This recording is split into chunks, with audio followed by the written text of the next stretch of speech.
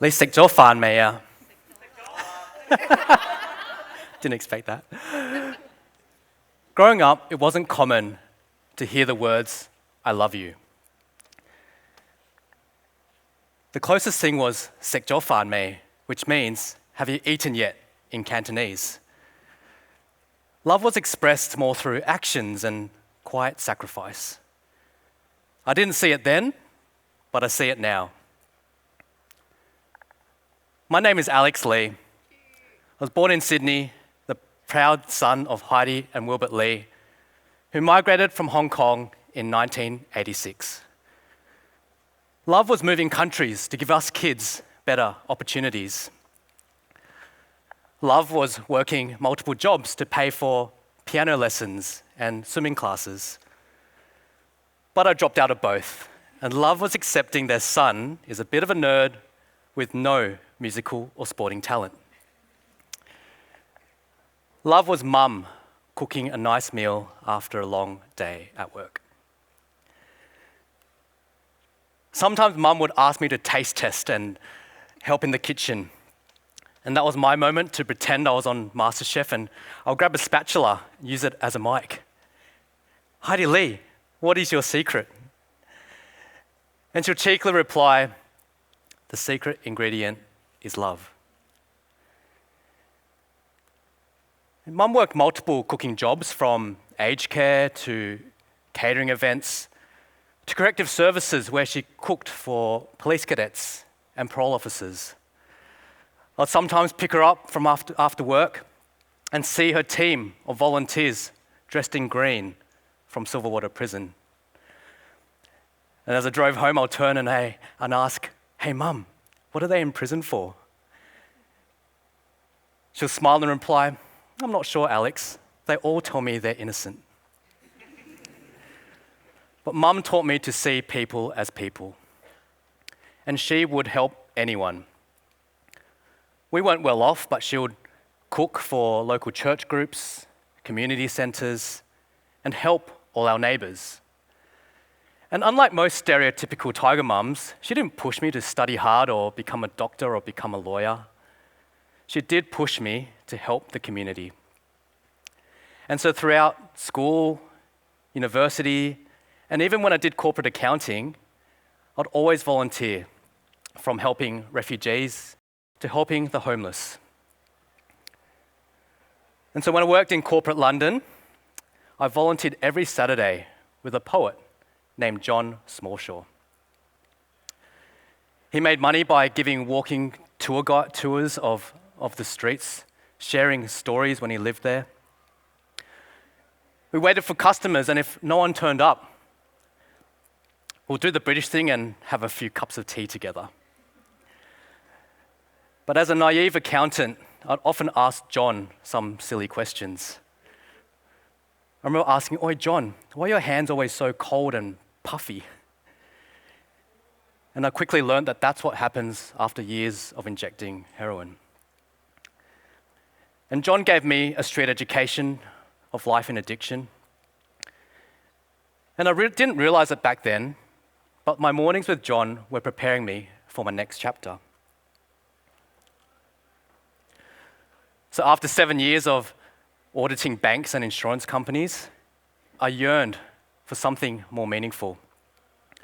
I kept asking my boss, can I work for charities? Can I audit charities? And he finally succumbed and said, you can volunteer at a place called the Glen once a month. So Glen, it's an Aboriginal, community-controlled drug and alcohol rehab on Darkinjung country, the central coast of New South Wales. On my first day, I was greeted by a big fella named Josh. Welcome, brah. Where you from? I whispered back, I'm from KPMG. I then remember seeing two fellas give each other a big hug before going to work. I love you, brah. I love you too, my brah. On my second day, I was greeted by the then CEO, Joe, and his father, Vince, and a board of 5 Indigenous women who had all suffered loss due to drug and alcohol addiction. One of our elders, the late Auntie Jan McKinnon, said something on that day we met, which I'll never forget. She said that it might be too late to save my family, but it's not too late to save others. And Auntie Jan was staunch. She always reminded us, don't be a flag, stand for something. And she stood for helping all people, whether Indigenous or non-Indigenous. I remember she had a crooked finger due to arthritis. And in the boardroom, she'll still point. And she'll demand excellence for our clients. And I knew then that the love and care started from the very top. And that was when I fell in love with the purpose and culture of the Glen. You see, I thought rehab would be cold and confronting, but was surprised by just how warm and welcoming it was. And now I have the privilege of seeing clients welcomed in with love every day. There's a saying that addiction doesn't discriminate, and we welcome people from all walks of life, every profession, different cultures, faiths, languages, country folk, city lads, Indigenous, non-Indigenous. Some come from prison, some not. Some are covered in tattoos, some have none. Some are familiar faces that we welcome back with a big hug. When clients first arrive, we do have to ask some clinical questions about their drug use. Is it ice, heroin, booze, benzos? Clients can often answer straight away. They know their drugs. That's easy. But then we ask the hard question. So, tell us about yourself. Who are you? And clients often struggle to answer because addiction has disconnected them from themselves. But it's around the lianing circle where clients get reintroduced to themselves again and get loved back to life. And see, when I was first invited to join Morning Group, I thought we would be in a clinical room, but no. We sat outside around the fire, and here I learned that everyone is equal. For some clients, it might be their last day before they head home. For some, it might be their very first. But no matter what, everyone has a right to speak and the responsibility to listen.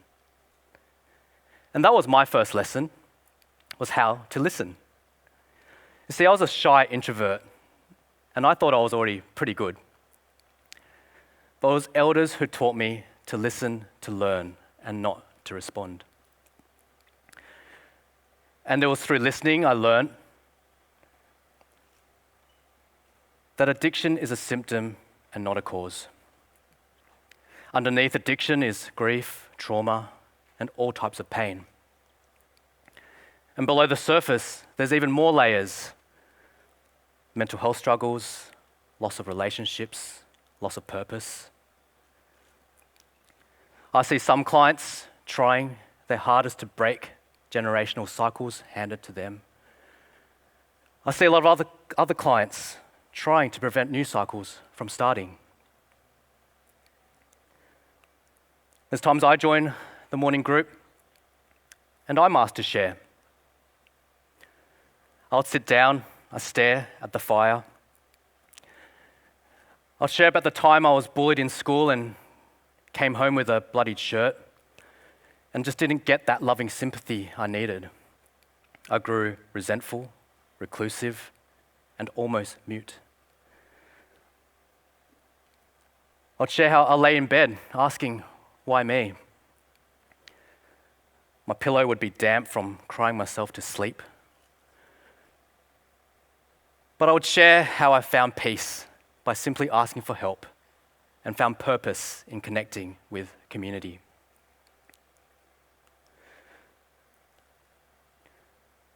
And it's by taking our masks off and sharing our vulnerability that we can connect. Vulnerability reminds us that we're all just human. And that's where the healing starts.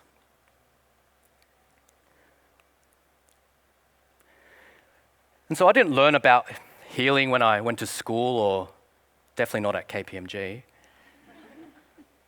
But I learned from simply, informally being part of the program.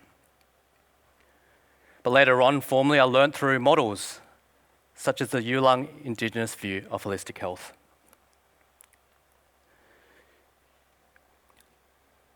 I learned that health and well-being is not just individual, that it's the health of our whole community so that every individual can fulfill their potential as a human being. I learned that health and well-being isn't just physical, it's emotional, mental, spiritual. It's connected to culture, community, family. Everything is influenced by our opportunities to social determinants, education, employment, housing, which is shaped by context, by history, by the economy, by the structures that we live within.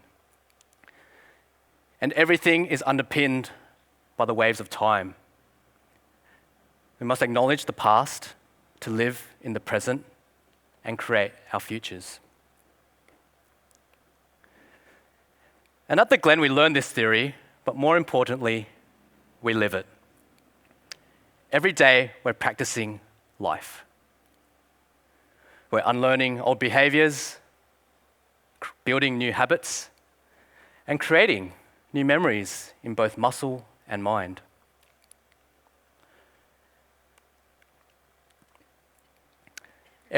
Everyone, both clients and staff, get outside their comfort zones and try every activity at least once.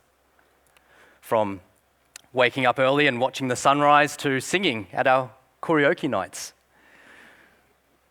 From cooking for the first time to dancing in front of stadiums. We have a lot of fun at the Glen, and that's something I learned. That in recovery, if we can learn to have fun and have belly laughs without drinking or drugging, we're halfway there. And one way we have fun is sport. So my first year at the Glen, I joined the cardiovascular program, also known as touch footy. Now remember, I was shy, not good at sports, and I learned I had a fear of the ball. If the ball came left, I'll move right. But one night we were playing in the local comp and I threw what I thought was a perfect pass. It spiraled beautifully through the air. My teammate Ivan ran up to me smiling. "Great pass, brah, but you threw it to the bench." We had a laugh and it was the first time in my life I felt the love of team sport.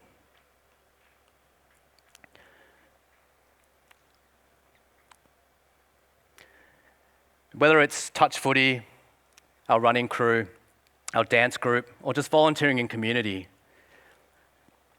people used to be surprised when the Glen showed up. I'll get messages afterwards and saying, "Hey, you guys weren't what we expected." And I've often wonder what they did expect. But it's years and years of our clients contributing to community, which has redefined the stigma of being in drug and alcohol treatment at the Glen. The clients of old have left a legacy for our clients of today to connect with community, which we believe is part of the healing process. And now I've seen hundreds of women, thousands of men who now proudly call themselves Glen boys and Glen girls.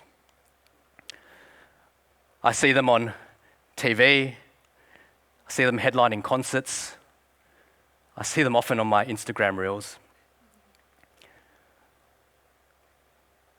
I still feel so connected to all of them and always cheering them on virtually. But rehab isn't a magic wand. I've visited prisons and met familiar faces, people who I've seen at their best, whom I maybe just needed a bit more time to heal.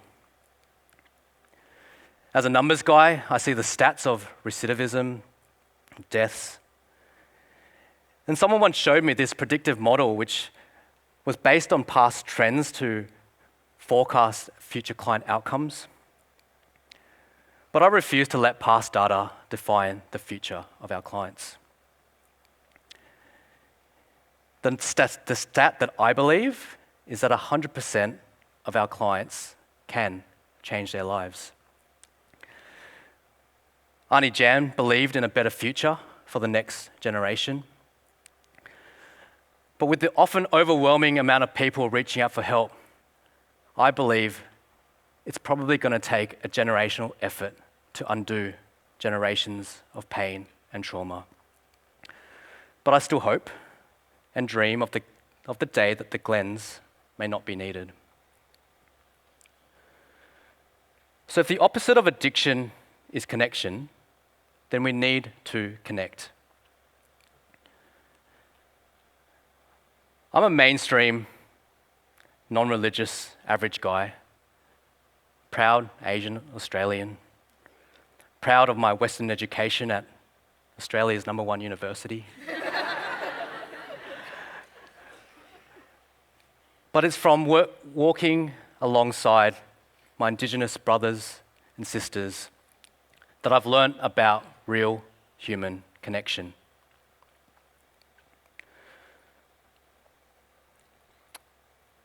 Our art mentor, Gary Purchase, once blurted something which has stuck with me, that we must build longer tables, not higher walls.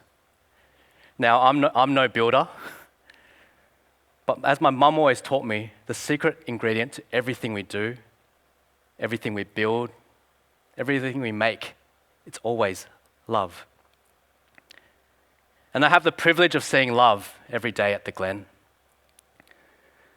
I see mothers and fathers sitting around the yarning circle, hands trembling, voice shivering, but saying out loud for the first time that I'm doing this for my kids.